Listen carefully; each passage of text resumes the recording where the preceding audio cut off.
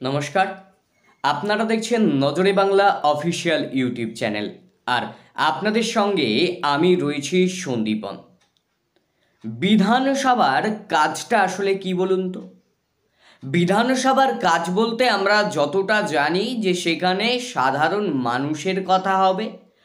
আমরা যাদেরকে গণতান্ত্রিক অধিকারের মধ্য দিয়ে নির্বাচিত করেছি তারা সেখানে যাবেন এবং সেখানে যারা বিধায়ক রয়েছেন যে সমস্ত জায়গার, সেই জায়গার কথা তারা উল্লেখ করবেন এবং রাজ্যের মুখ্যমন্ত্রী যিনি হবেন বা রাজ্যের বিরোধী দলনেতা যিনি হবেন তারা গোটা রাজ্যটা নিয়ে আলোচনা করবে। যে মানুষের কর্মসংস্থান, এছাড়া হচ্ছে মানুষের যে শিক্ষা, মানুষের স্বাস্থ্য, মানুষের পরিবহন, মানে মানুষের যে একটা সার্বিক দিক, যে সমস্ত দিক মানুষের সর্বদা কাজে লাগে সেই সমস্ত দিককে খতিয়ে দেখা এবং সেটা নিয়ে আলোচনা করা। কোনটা সম্ভব, কোনটা অসম্ভব, কোনটা হলে মানুষের পাশে থাকা যাবে, কোনটা হলে মানুষের সাথে থাকা যাবে না, এই ব্যাপার নিয়ে কার্যত আলোচনা করা উচিত। বা কোনটা মানুষের ক্ষতি, কোনটা উপকার, সেই সব দেখা উচিত এবং সেই সব বিচার করে কার্যত মানুষের উপকার করা, মানুষের পাশে দাঁড়ানো, এটাই রাজনৈতিক নেতাদের উচিত। এবং সর্বোপরি ধর্ম নিরপেক্ষতাকে বজায় রাখা, অর্থাৎ সব ধর্মকে সমানভাবে নিয়ে চলা। আমার ধর্মকে আমি সম্মান করব, ওর ধর্মকেও সম্মান করবে, এটাই হওয়া উচিত। কিন্তু তা বলে যে আমার ধর্মই সেরা করে দিয়ে অন্য ধর্মে একটা দাঙ্গা লাগানোর চেষ্টা রাজনৈতিক ফায়দা তোলার জন্য, সেটা কিন্তু কখনোই উচিত নয়। কিন্তু এই কথাগুলো কেন বলতে হচ্ছে না, আমাদের রাজ্যের বিরোধী দলনেতা শুভেন্দু অধিকারী আর অন্যদিকে রাজ্যের মুখ্যমন্ত্রী মমতা বন্দ্যোপাধ্যায়, এই দুজন মিলে বিধানসভায় কার্যত ধর্ম নিয়ে আলোচনা শুরু করেছে। মানে বিধানসভা আজকের দিনে দাঁড়িয়ে বলতে হচ্ছে একটা ধর্মসভা হচ্ছে, যেখানে মানুষের সুযোগ সুবিধা, মানুষের অসুবিধা ইত্যাদি নিয়ে আলোচনা হবে না, শুধুমাত্র সেখানে আলোচনা করো ধর্ম নিয়ে। এটাই হচ্ছে আজকের বর্তমান বিধানসভার অবস্থা। যদি আমরা একটু পিছিয়ে যাই, 2011-র আগে যদি আমরা পিছিয়ে যাই, তাহলে দেখুন 2011-র আগে থেকে পিছিয়ে গেলে আমরা দেখতে পাবো যে মানুষের মধ্যে কিন্তু এই ধর্ম নিয়ে দাঙ্গা লাগানোর ভাবটা কম ছিল। আর দ্বিতীয়ত, বিধানসভা মানে মানুষ যেটা জানতো যে সেখানে মানুষের কর্মসংস্থান নিয়ে আলোচনা হবে, মানুষের খেটে খাওয়া, মানুষের পেটে ভাত তুলে দেওয়া আলোচনা হবে, এই রকম আলোচনা। কিন্তু সেই যে বামেদের আমলে যে আলোচনা হয়ে গেছে, কিন্তু এখন বর্তমানে এই তৃণমূল জমানা এবং বিজেপি যে কোথাও গিয়ে তৃণমূলের সঙ্গে একটা সেটিং করে রাজনীতি করতে চাইছে ধর্মকে সাথে নিয়েই, সেই রাজনীতি চলছে এখন কোনো মাঠে ময়দানে নয়, একেবারে বিধানসভার মধ্যে। এখন বিধানসভাকে কার্যত পরিণত করে দিয়েছে ধর্মসভায়। শুধুমাত্র ধর্ম নিয়ে আলোচনা করোই বিধানসভায় এসে। কেন বললাম না, এই যে এবছর রাজ্য বাজেট পেশ হলো, রাজ্য বাজেটে আমরা দেখেছি যে কেন্দ্রের প্রতি কার্যত যে অভিযোগ মুখ্যমন্ত্রী করেন বারে বারে, সেই অভিযোগ তিনি ভুলে গেছেন রাজ্যপালকে লিখে দেওয়া যে একটা বক্তব্য, সেই বক্তব্যে সেই সব কোনো কথাই নেই কার্যত। এই যে একটা তৃণমূল এবং বিজেপির যে পুরো সেটিং তত্ত্ব, সেটা কিন্তু একেবারে বিধানসভার মধ্যে বেশ পরিষ্কার হচ্ছে। এবং তার সঙ্গে কি দেখা যাচ্ছে না, শুভেন্দু অধিকারী রাজ্যের যে কর্মসংস্থান ইত্যাদি নিয়ে না বিরোধিতা করে তিনি বলছেন সরস্বতী পুজো নিয়ে কথা। সরস্বতী পুজো কেন স্কুলের বাইরে হবে ইত্যাদি নিয়ে তারা প্রশ্ন তুলছে। মানে এদিকে যে মানুষের যে টেটে চাকরি পাচ্ছে না, 18 থেকে 29 বা 35-40 বছর বয়সী যুবক যুবতীরা, যারা এই যে বাংলার যারা সম্পদ, তারা আজকে রাস্তায় বসে তারা দুবেলা দুমুঠো খাবে কি সেটা বুঝতে পারছে না, তাদের চাকরি নেই, যোগ্যদের সম্মান নেই, সেই সমস্ত নিয়ে কিন্তু বিধানসভায় একবারও কোনো কথা উঠছে না। এই যে মূল্য বৃদ্ধি, সেই মূল্য বৃদ্ধি নিয়ে কথা হচ্ছে না। শিক্ষা ব্যবস্থার বেহাল অবস্থা, সেই শিক্ষা ব্যবস্থার বেহাল অবস্থা নিয়ে কথা হচ্ছে না। স্বাস্থ্য পরিকাঠামো কার্যত ভেঙে পড়েছে।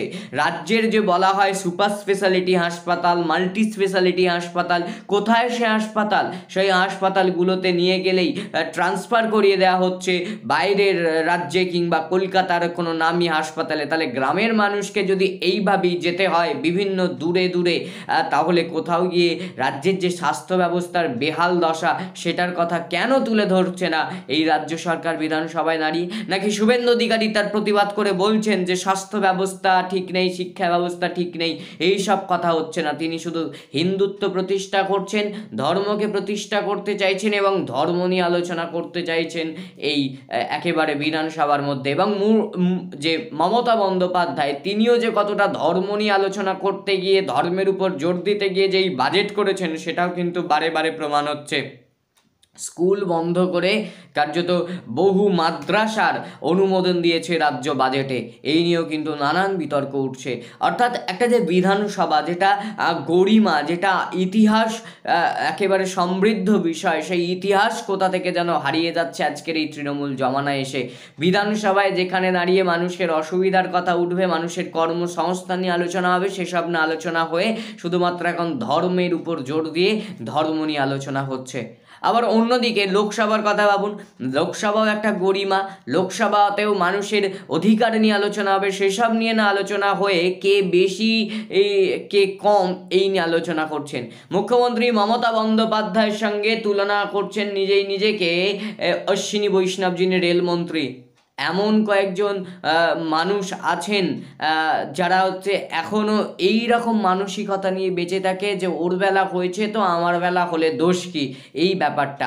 আজই একজনের সঙ্গে একটু বাম নেতার সঙ্গে হোয়াটসঅ্যাপে কথা হচ্ছিল, সেখানে কার্যত তিনি বললেন যে একেবারে সেই সময়কার ইতিহাস এবং আজকের ইতিহাস সত্যি কতটা পার্থক্য লুকিয়ে আছে। এবং একটি সাধারণ মানুষের সাথে আজ কথা হচ্ছিল প্রতিবেদন করার আগে ভারতীয় রেল ব্যবস্থা নিয়ে। তিনি বললেন যে ভারতীয় রেল ব্যবস্থা সেটা খায় না মাথায় মাখে। এই যে রেল ব্যবস্থার প্রতি মানুষের একটা ভরসা, আশ্বাস, সমস্ত কিছু কোথাও গিয়ে উবে যাচ্ছে। এবং তারপরে অশ্বিনী বৈষ্ণব লোকসভায় দাঁড়িয়ে পরিসংখ্যান দিচ্ছেন, বলছেন মমতা বন্দ্যোপাধ্যায় রেলমন্ত্রী থাকার সময় থেকে আমার আমলে রেল দুর্ঘটনা কমেছে।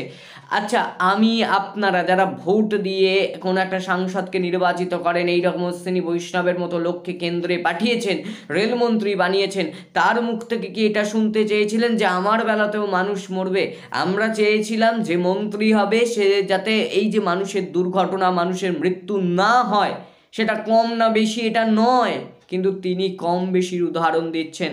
আজকের লোকসভা, আজকের বিধানসভার গরিমা যে কতটা নষ্ট হয়েছে সেটা কিন্তু একেবারে বেশ স্পষ্ট হচ্ছে বিজেপি তৃণমূল।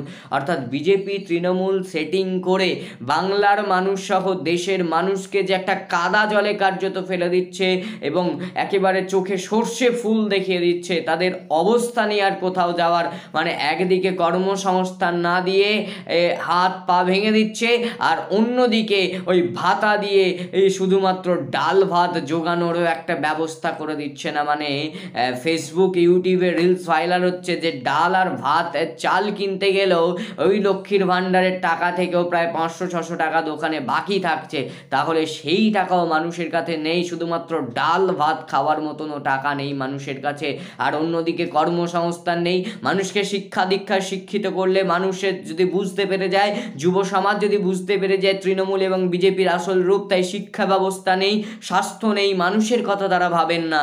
এই হচ্ছে অবস্থা, যেখানে বিধানসভায় দাঁড়িয়ে, লোকসভায় দাঁড়িয়ে এই রকম আলোচনা হয়ে থাকে, সেই নেতা নেত্রীরা, সেই দলের যারা মন্ত্রী, তারা কখনো কি মানুষের কথা ভাববে?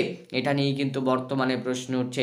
সেই দিক থেকে আবারও বলতে হচ্ছে যে বামেদের আমলে কিন্তু এই যে একটা রাজনীতির আলোচনা ইত্যাদি কিন্তু খুবই কম চলতো বিধানসভার মধ্যে, কিন্তু তারা বেশিটাই কর্মসংস্থানে জোর দিত, অর্থাৎ মানুষের পেটের জোর দিত, কিন্তু সেটাই দিচ্ছে না কোথাও গিয়ে এই তৃণমূল এবং বিজেপি। তাই বামেদেরকে এই ভরসা করতে কিন্তু বারে বারে শুরু করছে এই সাধারণ মানুষ, কারণ বাম ছাড়া তারা আর কোনো দলকে বিকল্প দেখতে পারছে না। তৃণমূলের বিকল্প বিজেপিকে ভেবেছিলেন, কিন্তু বিজেপির অবস্থাটা যে তৃণমূলেরই একেবারে একই দল বলতে গেলে, সেটাও কিন্তু বর্তমানে মানুষ বুঝতে পারছে। তাই কোথাও গিয়ে হয়তো মানুষ চাইছে যে বামেরাই আবারও এই বাংলায় ফিরুক।